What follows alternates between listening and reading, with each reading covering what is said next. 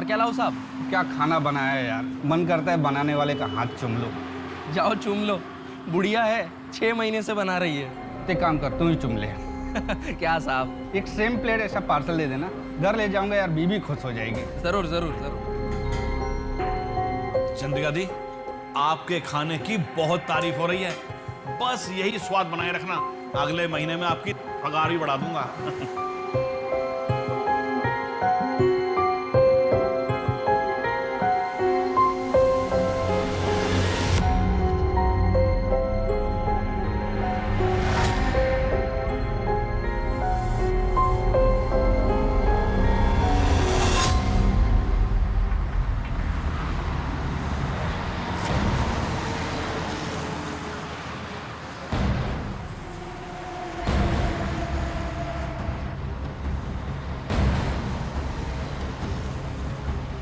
नमस्कार सर। क्या बना थे छोटू? भालो। चल खाना लगा दे फटाफट।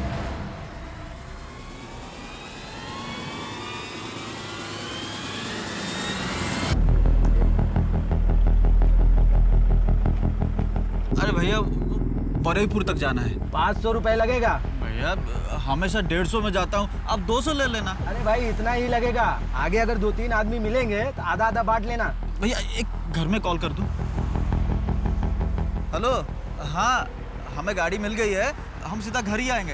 हाँ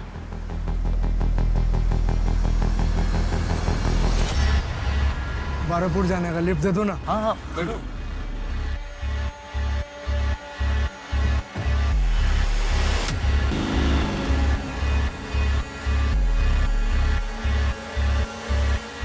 भैया थोड़ा साइड कर दो यार, बहुत जोर की पेशाब लगी है, साइड कर दो।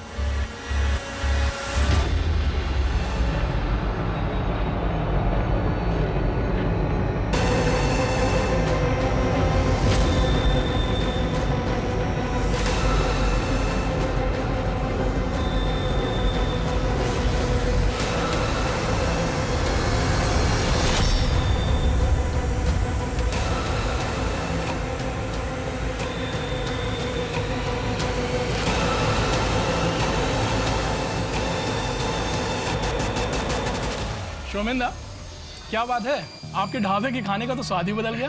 खूब टेस्टी। क्या है कि मेरा पुराना कारीगर काम छोड़कर चला गया, बस ये बिहारी चाची मिल गई, बहुत जरूरतमंद थी और खाना बहुत ही टेस्टी बनाती हैं, बस मैंने ये किचन उनके हवाले कर दी। अच्छा जल्दी बताओ कितना हुआ? अरे सर, जो हमेशा देते हो वही दे दो।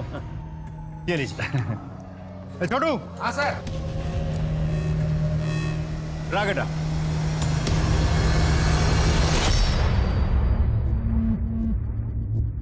चंद्रिका दी, पुलिस वाला आपके बारे में पूछ रहा था। अरे बोल रहा था कि आप खाना बहुत स्वादिष्ट बनाती हैं।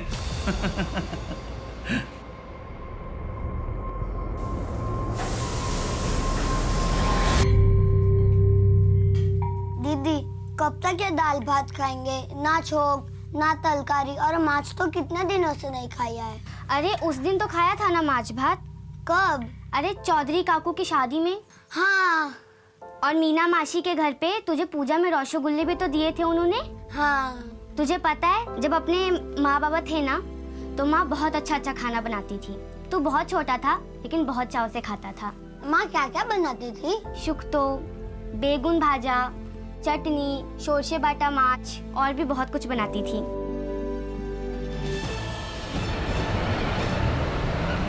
साबे मेरे पति हैं, टैक्सी चलाते हैं, सब कोलकाता गए थे लेकिन 2 दिन से घर वापस नहीं लौटे। इनका फ़ोन भी बंद आ रहा है और मैंने इनके सारे दोस्तों से भी बात की लेकिन कुछ पता नहीं चला। साहब मैं आपके हाथ जोड़ती हूँ, प्लीज़ मेरे पति को ढूंढ लाइए। देखिए आप रोइए मत, एंड डोंट वरी, हम पूरी कोशिश करेंगे आपके हस्बैंड को ढूंढने की। एक काम करो, इनकी एफआईआर दर्ज करो और इनसे इनके पति का मोबाइल नंबर लेके उसे सर्विलेंस पे डाल दो।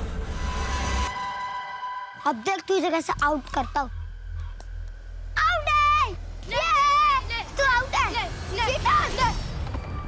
तूने चीटिंग की मेरे साथ, अब तो तू गया। करेगा अगली बार चीटिंग? एक ही करो, छो रुको, मैं बाबा को बोल दूंगा, वो तुम भिखारियों को इस गली से ही भगा देंगे, फिर जाकर रहो नदी के उस पार। नहीं राजा, ऐसा मत करना। मिंटू बदमाश, कितनी बार कहा कि मारपीट मत किया कर। चल सॉरी बोल राजा। हाथ दे। सिर्फ माफी से काम नहीं चलेगा। सबके सामने तूने मुझे मारा, अब सबके सामने ही तुझे मुझसे मार खानी पड़ेगी, हारना पड़ेगा। पर राजा, मिंटू सॉरी बोल रहा है ना। बाबा अच्छा सुनो, मिंटू नहीं मान रहा तो तुम मुझे मार। अरे रुक, मैं तुझसे मार भी खा लूंगा और हार भी जाऊंगा।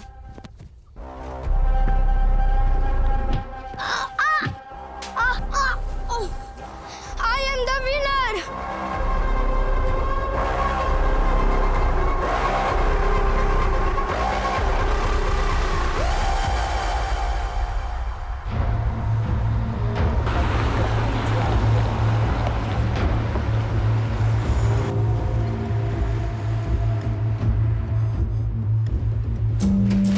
की खौफे साहब? ये तेरे पास ही रख, एक काचा कोलार तरकारी ला।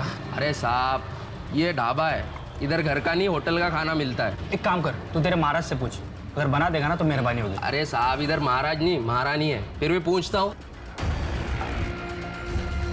ए मासी, एक ग्राहक आया है, काचा कॉलर तरकारी चाहिए। ठीक আছে বানাচ্ছি। बन गया। थैंक यू बोलना महाराज, महारानी को।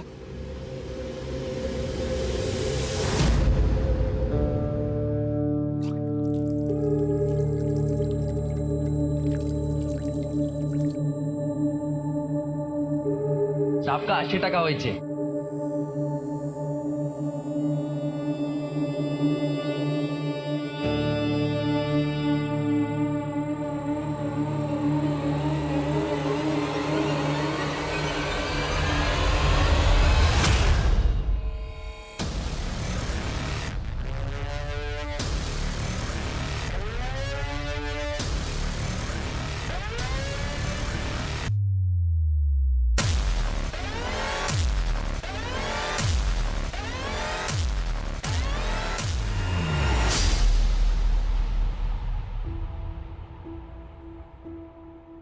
सॉरी मिंटू, मेरी वजह से तुझे इतनी मार खानी पड़ी। दीदी, मैं उस राजा को मार सकता था, लेकिन आपके वजह से मैंने मार खा भी लिया और हार भी गया। ऐसा कब तक होगा दीदी? हम गरीबों की ताकत का कोई मोल नहीं होता चिंटू, हाथों की जीत को भी हारना पड़ता है। ऐसी ही दुनिया चलती है। जब तू ये समझ जाएगा ना, तकलीफ अपने आप बंद हो जाएगी। दीदी, आप तो समझ गई है, फिर भी आपको तकलीफ होती है ना? बहुत बड़ा हो गया है रे तू। चल अब जल्दी से सो जा। बड़े होकर के क्या क्या करना है उसके सपने भी तो देखने हैं ना।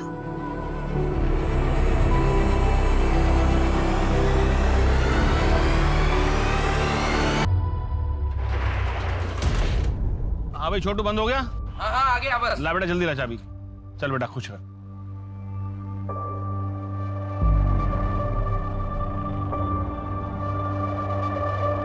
क्या बात है छोटू सेठ, लगता है अच्छी टिप मिली है। हाँ फिर तो क्या बोलता है, चलें मस्त मूड बनाते हैं, मौका भी है, दस्तूर भी है।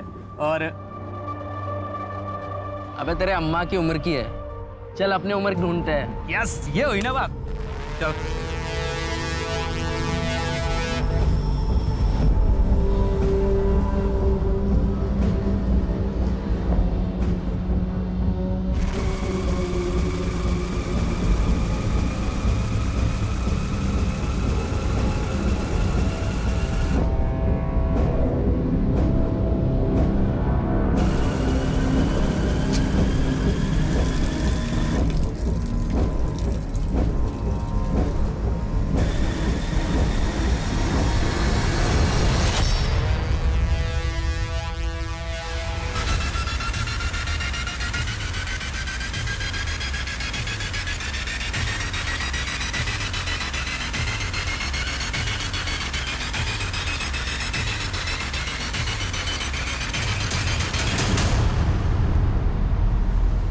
क्या हो गया भाईजान? भाई आज कुछ ज्यादा ही खाना खा लिया, पेट गुड़गुड़ कर रहा है। भाईजान मैं भी चलता हूँ, पेट तो भारी मेरा भी है। चल भाई चल।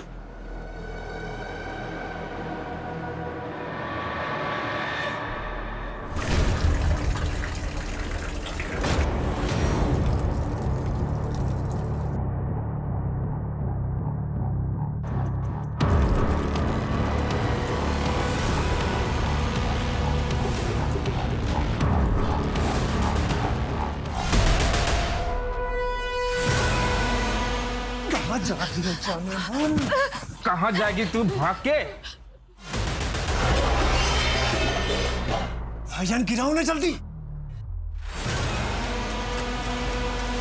छोड़ो मुझे, भाईजान जल्दी। छोड़ो छोड़ो मुझे। भाईजान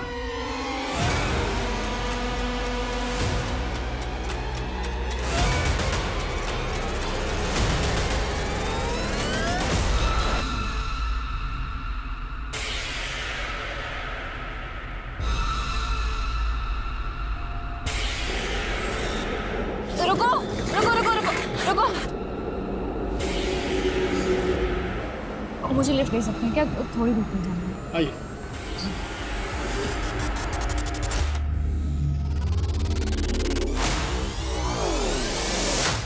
ऐसी क्या वजह थी कि एक जवान लड़की को एक बुजुर्ग महिला के भेष में काम करना पड़ रहा था?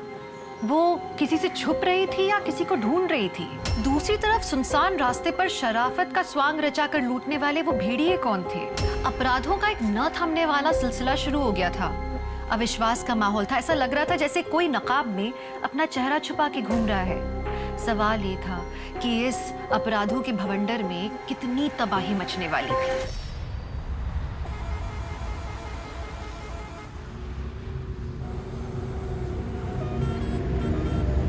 मासी, अरे बाप रे, चंद्रिका मासी,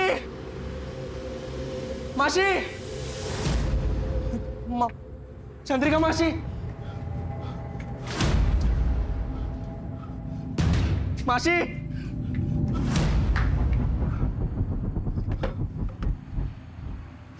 शमन दादा,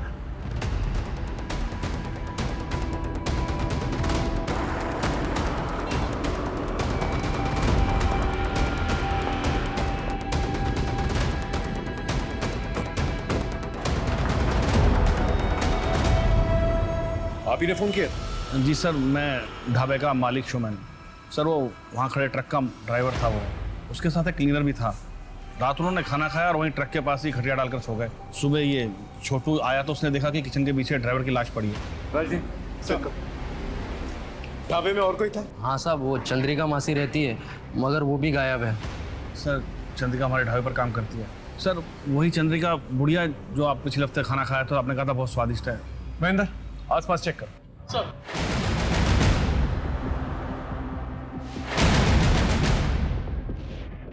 लगता है सर पे भारी चीज से वार करके इसे मारा गया है। सर इधर देखिए, हाथापाई के निशान। लगता है ड्राइवर और क्लीनर के बीच में झगड़ा हुआ होगा। ये चंद्रिका कहाँ गायब हो? सर ऐसा भी तो हो सकता है कि मारपीट और हाथापाई की वजह से डर के वो भाग गई हो। ठीक है, बॉडी को जो है पंचनामे के बाद पोस्टमार्टम के लिए भिजवा दो। Right sir. शेखर तुम एखाने यहाँ कोई सीसीटीवी है? नहीं सर, वो तो नहीं। सर हाईवे के मोड़ पे सीसीटीवी है सर। ढाबे से हाईवे जाने का रास्ता उसमें दिखाई देता है। एक बात और सर, आसपास अच्छे से चेक किया लेकिन चंद्रिका और क्लीनर दोनों नहीं मिले। कोई मर्डर वेपन? नहीं सर। ठीक है, काम करो, फुटेज निकालो और ट्रक के ओनर से पता करो ये क्लीनर है कौन। सर आखिर ये चंद्रिका और ये क्लीनर दोनों गायब हुए तो कहाँ है?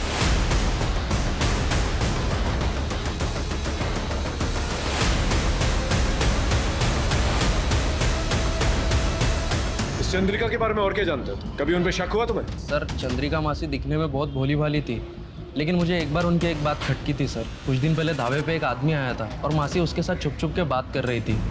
ऐसा लग रहा था लंबे समय से एक दूसरे को जानते। कौन था वो आदमी? पता नहीं सर। उनका कोई आइडेंटिटी कार्ड है? सर एक आधार कार्ड दिया था, उसकी फोटो कॉपी है मेरे पास। एक मिनट लेकर आता हूँ। चंद्रिका हवलदार, सर ये तो बंगाली। लेकिन आपने तो उस दिन कहा था कि वो बिहार से आई है। सर ज़्यादा ध्यान से देखा नहीं, जैसा कहा मैंने उसे मान लिया, लेकिन सर ये बहुत दयनीय स्थिति में थी। परवेज सलीम के ट्रक का क्लीनर है, लेकिन सलीम के मर्डर के बाद से ही परवेज गायब है। लेकिन चंद्रिका के गायब होने में सलीम के मर्डर का क्या लेना देना? सर ये सीसीटीवी फुटेज। सर ये ढाबे के पास वाले हाईवे की सीसीटीवी फुटेज है।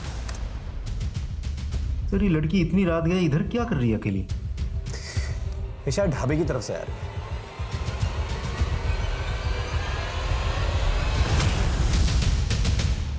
एक काम करो, इसके फोटोज जो है ढाबे के मालिक को और वहां पर काम करने वाले लोगों को दिखाओ, कोई ना कोई इसे जानता हो। और ये ट्रक शहर की तरफ जा रहा है, इसकी भी डिटेल्स निकलवा। एक काम करो, चंद्रिका के आधार वाले एड्रेस पे जाओ, वहां से कुछ क्लू मिलेगा। सर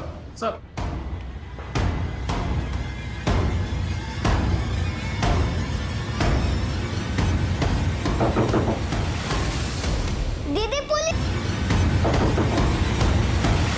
दीदी पुलिस! बेटा माँ को बुलाओ। माँ तो नहीं है, बाबा? वो भी नहीं है, अच्छा घर में कोई और है? कोई नहीं है। अच्छा इन्हें जानती हो? यहीं पर रहती हैं? नहीं। बेटा नहीं अंकल। इन एड्रेस तो यहीं का लिखा है। वैसे तुम्हारे माँ और बाबा हैं कहाँ? वो तो 10 साल पहले ही भगवान के पास चले गए। अच्छा बेटा तुम्हारी माँ का आधार कार्ड है? हाँ है ना। लेके आओ।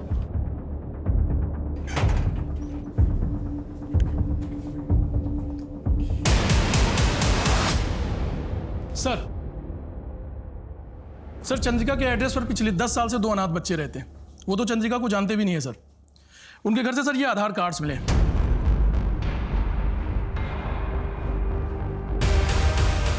चंद्रिका, नाम नंबर सब कुछ सेम है, लेकिन फोटोज अलग अलग है। इसका मतलब वो बूढ़ी औरत इस आधार कार्ड का इस्तेमाल करके वो ढाबे पे काम कर रही थी। लेकिन क्यों? ये चंद्रिका की मिस्ट्री बढ़ती जा रही है। आखिर ये है कौन और गई कहां?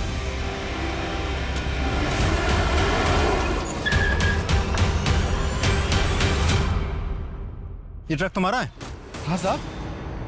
ये फोटो देखो, कल रात इस लड़की को बाईपास रोड पे तुमने लिफ्ट दी थी, पहचानते हो इसे? नहीं सर, जानता तो नहीं हूँ। सवारी थी, हाईवे पर हाथ दिखाया तो गाड़ी रोक दी। कहाँ उतरी थी लड़की? डायमंड हार्बर एरिया में उतरी थी साहब।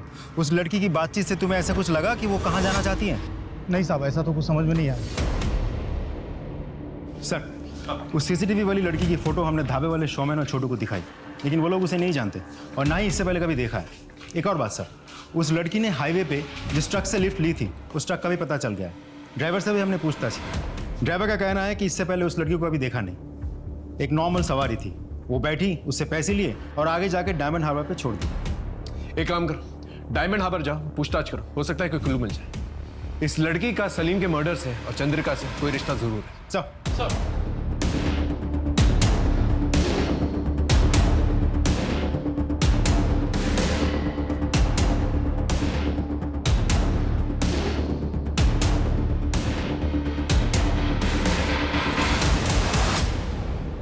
टिया, टिया, ये लो, अगले हफ्ते और लाऊंगा। पर इतने से एक हफ्ते में गुजारा कैसे चलेगा? शुक्र मनाओ, इतना तो मिल रहा है, वरना भूखा मरना पड़ता।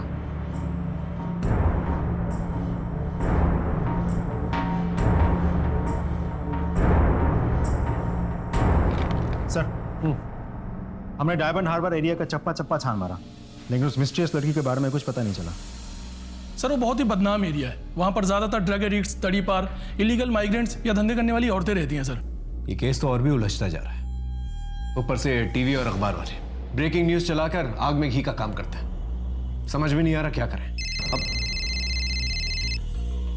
Hello, Jayant sir. Yes sir, अभी फिलहाल तो सॉफ्ट क्लूज मिले हैं सर। जैसे कोई पुख्ता सबूत मिलता है हम कातिल को अरेस्ट कर लेंगे। जी सर।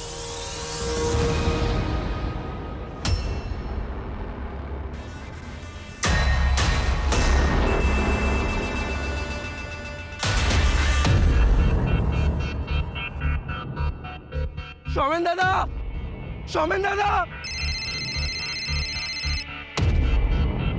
हेलो सर, मैं वेलकम ढाबे का मालिक शोमैन बोल रहा हूँ। हाँ शोमैन बोलो। वो ट्रक का मिसिंग क्लीनर पानी की टंकी में मिला है। क्या? सर वो बहुत जख्मी है, उसकी हालत बहुत खराब है। तुम लोग तुरंत उसे पास वाले हॉस्पिटल में लेके जाओ। हमरा एखोनी आसছি। डॉक्टर साहब। जी प्लीज। डॉक्टर साहब, सिचुएशन क्या है? बहुत सीरियस है, और थोड़ी देर हो जाती तो यहाँ लाने से पहले ही डेथ हो जाती। वो बच तो जाएगा ना? कोशिश कर रहे हैं। उससे बात कब कर सकते हैं हम? रिकवरी पर डिपेंड करता है, मैं आपको इन्फॉर्म कर दूंगा। Okay sir, thank you. ये क्लीनर तो मिल गया, एक बार ये नकली चंद्रिका भी मिल जाए तो केस क्लियर हो जाए। एक काम करो, वो असली चंद्रिका का जो आधार कार्ड है उसके एड्रेस पे चलते हैं। पूछताछ करते हैं। आई एम श्योर कोई ना कोई तो उसे जानता होगा। Right sir. चल ठीक है, टेंशन मत ले। अरे बोला ना एक बार काम हो जाएगा। चल फोन रख। पिस्टल चाहिए। पैसे हैं?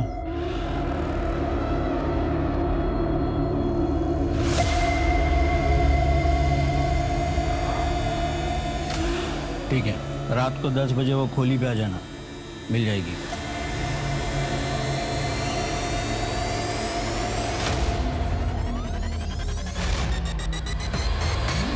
नहीं, गाड़ी मत रुकना।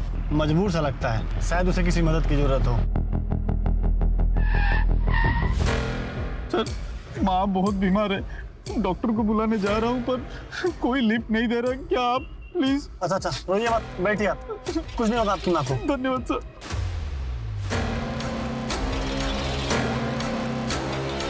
बस सर यही रोक दीजिए। लेकिन यहाँ पे तो कोई दवाखाना नहीं है। इस पगडंडी के आगे एक छोटा सा गांव है, वही दवाखाना है सर।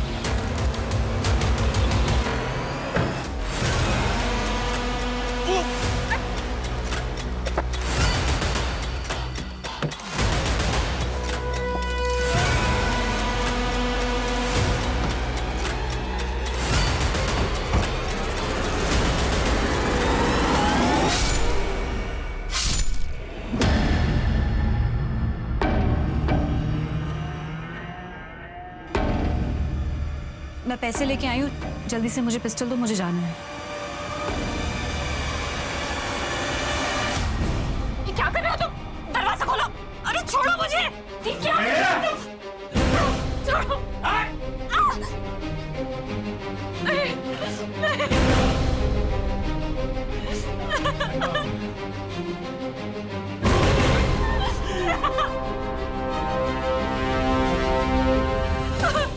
ये क्या कर? बैठे रह चुपचाप।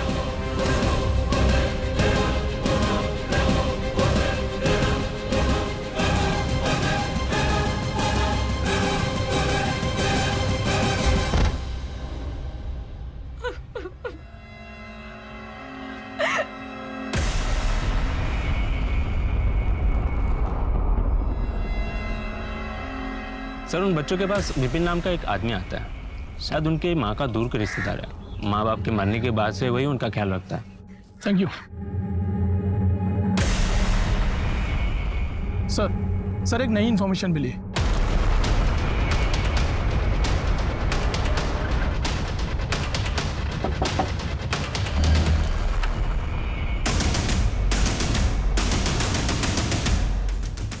बोलो।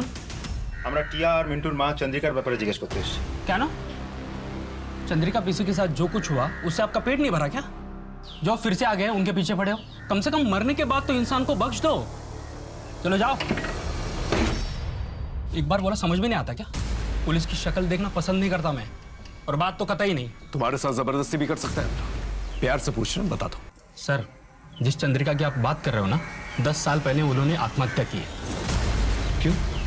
एग्जैक्टली क्या हुआ वो मुझे नहीं पता, लेकिन मेरे पास ऐसा कुछ है जिससे आपको हेल्प हो सकती है। रुकिए।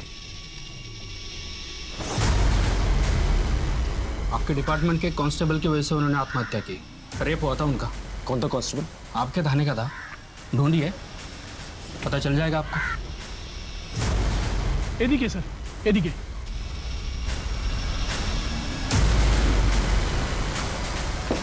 मिंटू, टिया। अरे सर आप? मिंटू कहाँ है? मिंटू? हाँ। कैसे हो बेटा? दीदी। घबराने की जरूरत नहीं, ये लो, मैं तुमसे दोस्ती करना है। ले लो, ले लो। ये लो। बेटा तुम यहाँ पर अकेले रहते हो? हाँ। विपिन दादा के अलावा और कोई नहीं आता तुम लोगों से मिलने? नहीं। देखो बेटा, कभी भी कोई भी प्रॉब्लम हो ना तो पुलिस स्टेशन आ जाना, ठीक है? मुझसे मिलना। पुलिस अंकल, क्या आपका नंबर मिल सकता है? मेरा नंबर क्यों चाहिए तुम्हें? ये आपके लड़के ना मुझे बहुत परेशान करते हैं, तो अगली बार परेशान करेंगे तो मैं आपको फोन करूंगा और उन्हें बताऊंगा कि मेरे पास पुलिस अंकल है, तो सब डर जाएंगे। ठीक है, ख्याल रखना।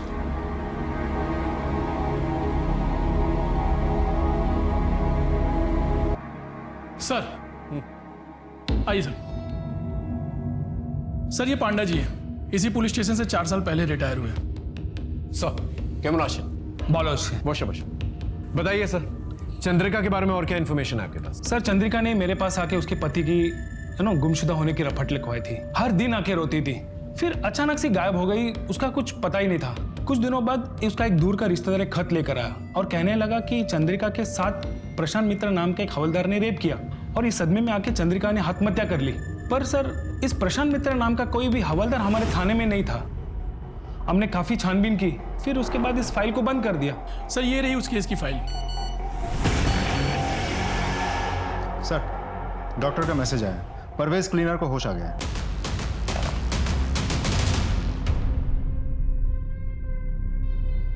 नमस्ते साहब। ये बताओ सलीम को किससे मारा और पानी की टंकी में तुम्हें किसने डाला? वो जो ढाबे पे औरत काम करती है ना, उसी ने किया साहब। वो बूढ़ी औरत चंद्रिका? हाँ साहब। क्या? वो बुढ़िया नहीं है साहब, वो जवान है। ये देखो। हाँ ये वही है साहब, ये हमारे पैसे चुरा रही थी। सलीम भाई ने इसकी चोरी पकड़ ली और बुढ़ापे के नाटक को भी, तो इसने सलीम भाई को जान से मार दिया। मैं जान बचा के भागा तो इसने मुझे घायल करके बेहोश कर दिया। ये औरत बहुत खतरनाक है, इसको पकड़ लो साहब।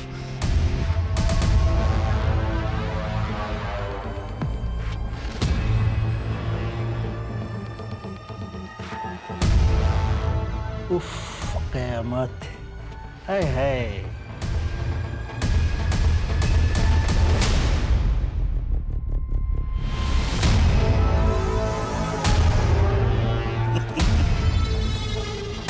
ले पी ले। अरे पी पी। आए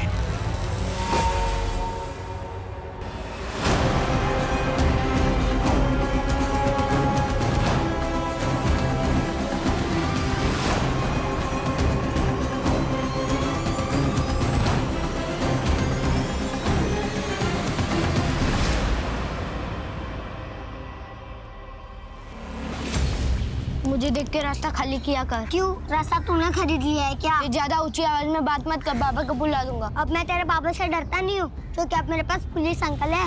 ये ज्यादा फेंक मत। सबूत चाहिए? तू तेरे पापा का फोन लेकर मेरे घर पे आ, पुलिस अंकल से वीडियो कॉल करके दिखाता हूँ।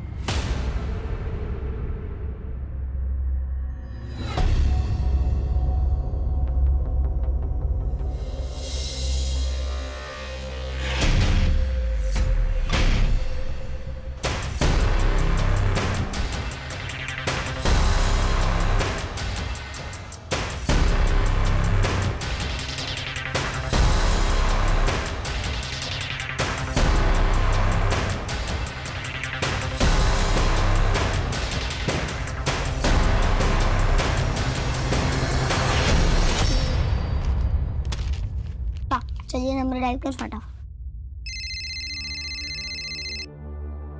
वीडियो को। अरे मिंटू। जय हिंद सर। कोई प्रॉब्लम? नहीं सर, ऐसे ही फोन किया। अरे मिंटू ऐसा फोन मत किया करो। हाँ कोई प्रॉब्लम होगी तो जरूर फोन करना, मैं तुम्हारी हेल्प करूंगा। ओके अपनी पढ़ाई पे कंसंट्रेट करो। हाँ सर। ठीक है। एक मिनट मिंटू, वो पीछे तुम्हारे जो फोटोग्राफ है जरा उसके पास जाना, दिखाना मुझे। ये तुम्हारी फैमिली फोटोग्राफ है ना? हाँ सर। फोटो में तुम दोनों के अलावा ये पीछे बड़ी लड़की कौन है? Okay okay bye sir. काटना। फोन काट दिया। आई एम श्योर इस लड़की का कुछ लेना देना जरूर है इससे।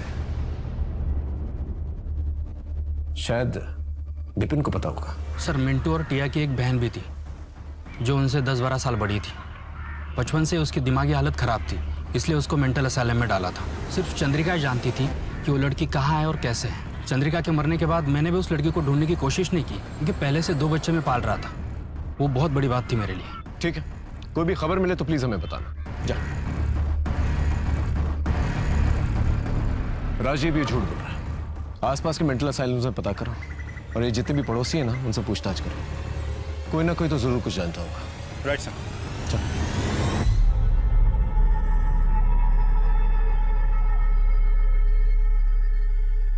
अपना तो रेडी है, तू निकल। हाँ?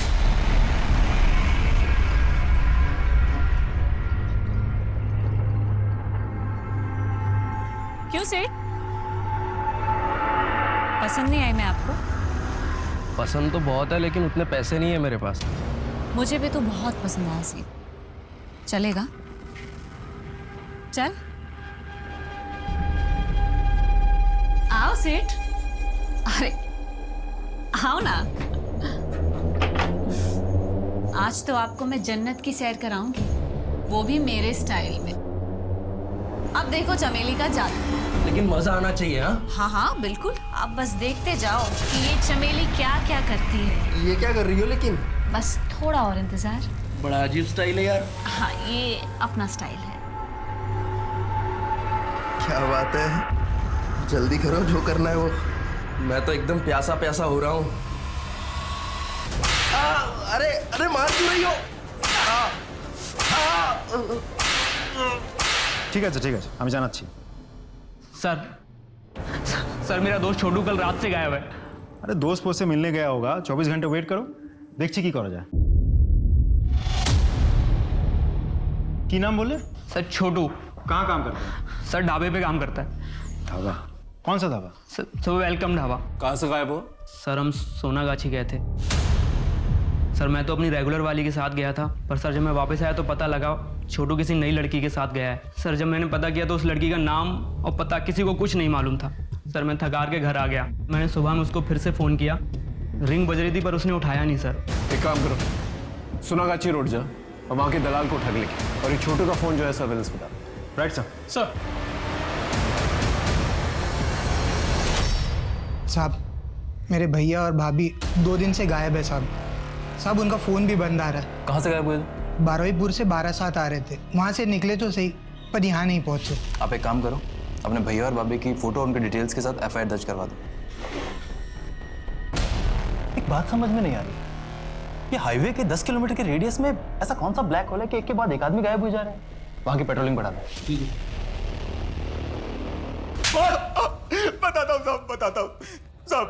कल रात एक भले घर की लड़की मेरे पास आई और गिड़गिड़ाने लगी कि उसकी माँ की तबीयत बहुत खराब है, इलाज के लिए पैसे चाहिए। साहब उसका नाम पता मुझे कुछ नहीं मालूम साहब। उसकी शक्ल याद है तुझे? हाँ साहब। स्केच बनवा सकता है? साहब स्केच आर्टिस्ट। सर हाँ, एक खबर मिली है सर, मिंटू और टिया की माँ, वो ओरिजिनल चंद्रिका? हाँ सर, उनकी एक पड़ोसन जो ओरिजिनल चंद्रिका को बहुत अच्छी तरीके से जानती है। अभी वो बीमार है इसीलिए हॉस्पिटल में एडमिट है। मुझे ऐसा लगता है सर उनसे कुछ पता चल सकता है। ठीक है, मिलते हैं उससे। पानी पानी चाहिए? हाँ ये ले पानी। पानी बताएगा या नहीं? बोल। बताता हूँ, सब सच सच बताता हूँ। पानी। उनकी एक बड़ी बेटी भी थी, उसके बारे में क्या जानती है? निशा चंद्रिका की सबसे बड़ी बेटी थी। वो बहुत ही टैलेंटेड लड़की थी, शांति निकेतन पढ़नी चाहती थी। चंद्रिका का पति एक ट्रक ड्राइवर था, अच्छा खासा कमा लेता था। 10 साल पहले चंद्रिका का पति और ट्रक दोनों गायब हो गए। चंद्रिका के ऊपर और उसके परिवार के ऊपर दुख का पहाड़ टूट पड़ा। चंद्रिका अपने पति की पूछताछ करने के लिए पुलिस स्टेशन जाया करती थी। उसके साथ 1-2 बार मैं भी गई थी। साहब আমার ঘরে ছোট ছোট বাচ্চা, যদি पति ना मिला तो वो अनाथ हो जाएंगे। अरे हमने कहा नाम पूछताछ कर रहे हैं, जब पता चल जाएगा घर पे आके बता देंगे। कौन जाओ। ऐसे में एक दिन पुलिस स्टेशन के बाहर उसे एक हवलदार मिला। अरे चंद्रिका जी, नमस्ते। मैं प्रशांत मित्रा, इसी पुलिस स्टेशन में कांस्टेबल हूँ। चंद्रिका जी, बहुत दिनों से देख रहा हूँ कि आप अपने पति को लेकर बहुत परेशान हैं। मैं आपकी मदद करना चाहता हूँ। आपके पति शरद को ढूंढने में पूरी मदद करूँगा मैं। आप मुझे मेरे घर पर आके मिलेंगी करीब शाम को 7 बजे। हाँ हाँ ठीक है।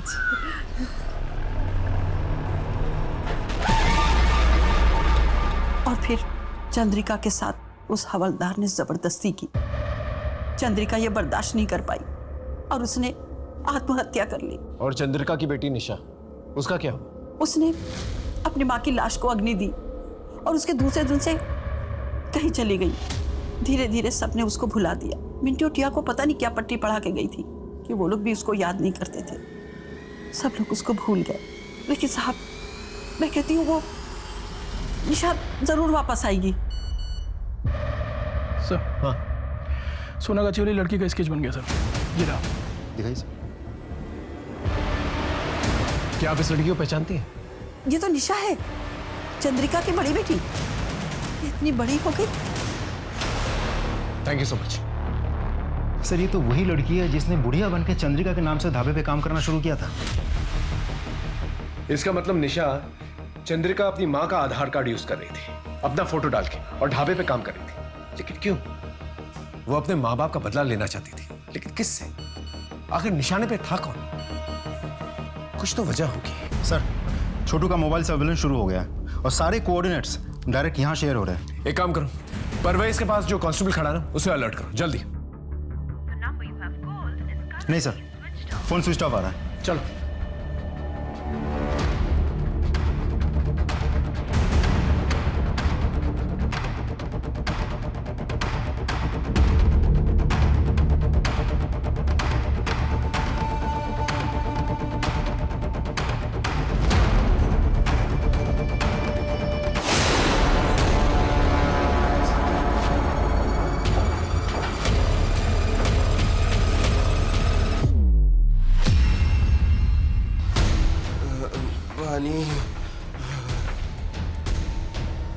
छोटू, छोटू, उठो। हाँ, आराम से, आराम से। वो लड़की कहाँ है जिसने तुम्हारा ये हाल किया? वो सिटी हॉस्पिटल गई है सर। ये तो वही जगह है जहाँ पर परवेज जो है एडमिटेड है। एक काम करो, 2 कांस्टेबल्स को बोलो से लोकल हॉस्पिटल लेके जाए। हम लोग सिटी हॉस्पिटल चलता है। सर,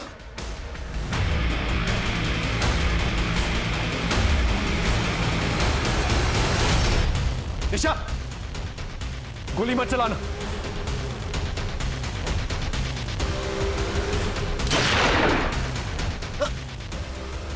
आप ठीक है?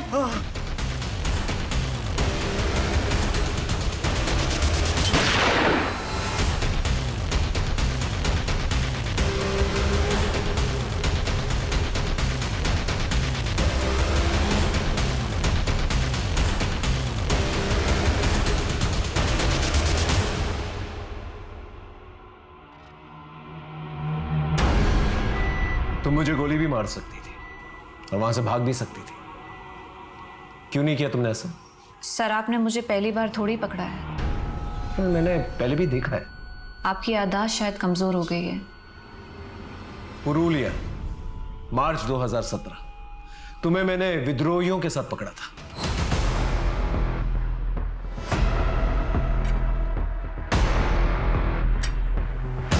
इन राइफल्स को वैन में रखो।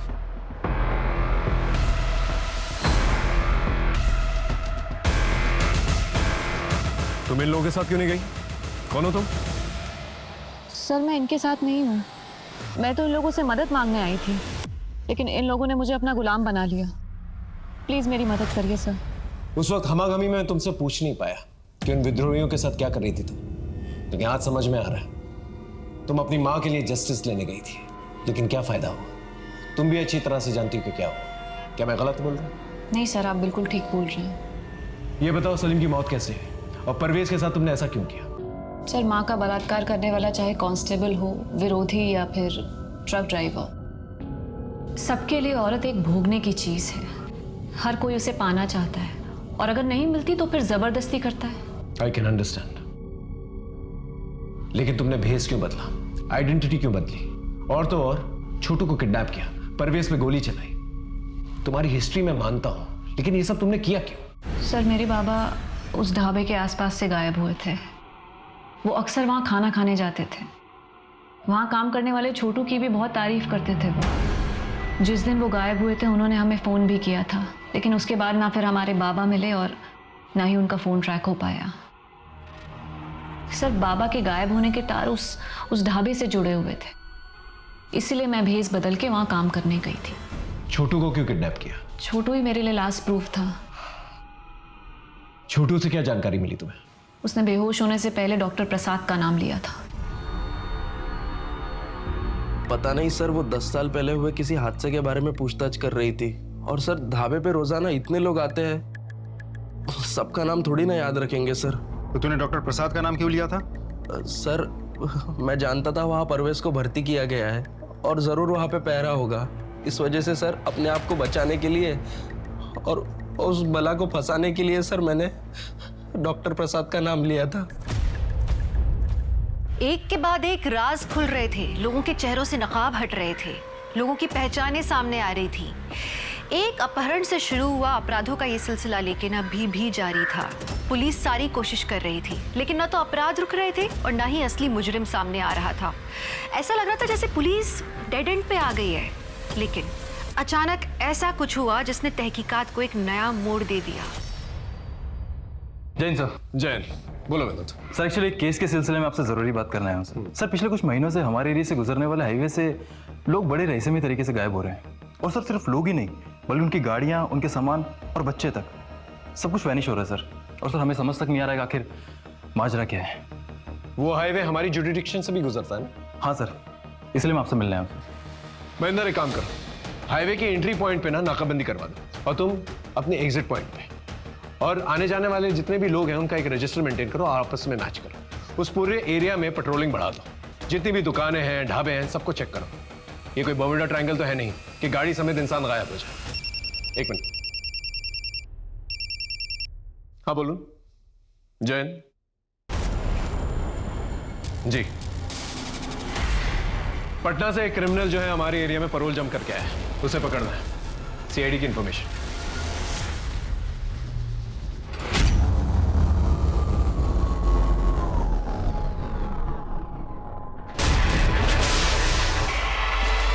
यही सर। ओ नरेंद्र ओझा, पकड़ो से। काम भागेगा।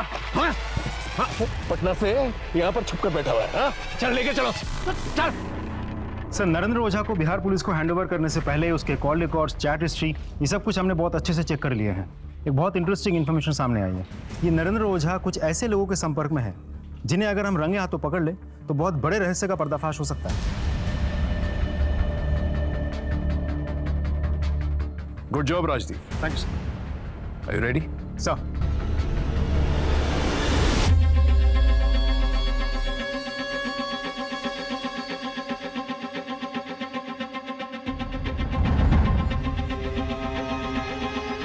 सॉरी सर, वो वेटर आज हॉस्पिटल में, मैं ही ऑर्डर लूंगा। बताइए क्या लाऊं आपके लिए? एक चिकन डबल और 2 बियर चिल्ड वाली। ठीक है, मैं लेकर आता हूँ। आज कितनी सवारी? अब 12 तक जाना है। इतनी रात गए, अकेले निकलेंगे? वो क्या है ना, साहब को शादी में छोड़ने गया था।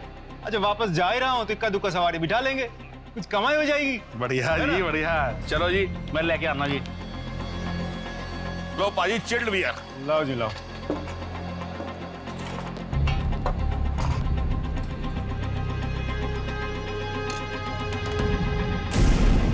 ओ कितने गए बाजी? आया जी, आया। दसो जी, कितने पे? 900 रुपये हो जी। लो जी। हेलो जी, सत श्री अकाल जी। हेलो। हाँ हाँ, ग्राहक निकल गया, ध्यान रखना। Okay bye.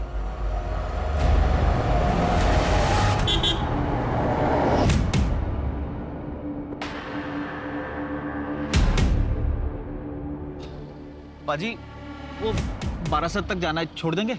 अरे बिल्कुल छोड़ देंगे, बैठो जी। पाजी एक कॉल कर दूं? कर लो कर लो। हेलो।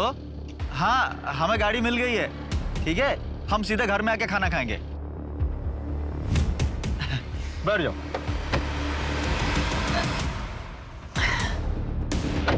हमारा साथ जाने का। अजी बैठ जाओ जी, बैठ जाओ। ठीक है ठीक है।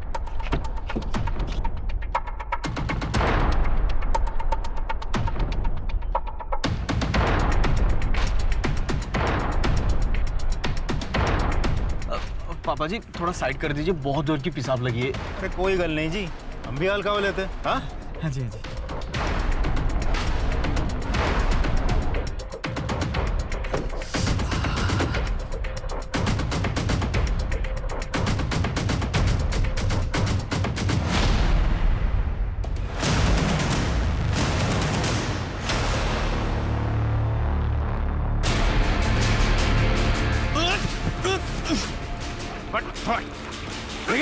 सकते? बोल, किसके लिए काम करता है? बोल वरना गोली चला दूंगा। बोल। डॉक्टर नरेंद्र ओझा। चल। डॉक्टर नरेंद्र ओझा, पवन, मदन और प्रकाश, इन तीनों को रंगे हाथों पकड़ा है हम लोगों ने, और तीनों ने कबूल किया है वो तीनों तुम्हारे लिए काम करते थे। अब सीधे सीधे बोलेगा या मार खा के बोलेगा? साहब 10 साल पहले मेरा एक अस्पताल था, छोटा सा। पैसा थोड़ा बहुत कमा लेता था, पर मेरे हिसाब से जितनी मेरी उम्मीद थी बहुत कम। तो मैंने एक गैंग बनाई, ढाबे वाला शोमैन और वो छोटू। उनके पास रात में जो लोग खाना खाने आते थे, उनसे बातों बातों में सारी जानकारी निकाल लेते थे वो लोग। और जैसे ही वो लोग ढाबे से निकलते थे, उसके बाद हम उन्हें किडनैप करते थे।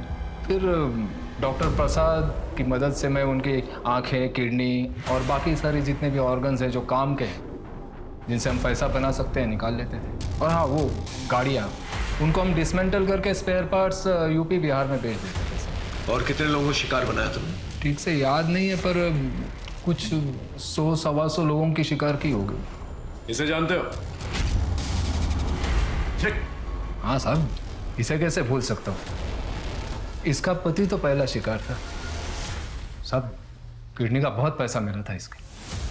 और फिर पता चला कि रोज पुलिस स्टेशन जाती है, तो मैं चेक करने गया साहब। उसको देखा तो मेरा दिल आ गया था उस पर। फिर मैंने पुलिस कांस्टेबल होने का नाटक किया और उसे वादा किया कि उसके पति को ढूंढ निकालेंगे। इसी बहाने उसको घर ले गया, मैंने मजे लिए और भगा दिया उसको साहब।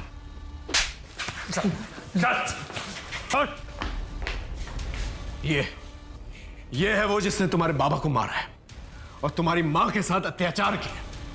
ये मन तो कर रहा है इसे मैं तुम्हारे हवाले कर दूं, लेकिन लोगों का कानून पे से विश्वास ना उठ जाए, इसलिए ये साला जो है ना, सीधा यहां से जेल जाएगा।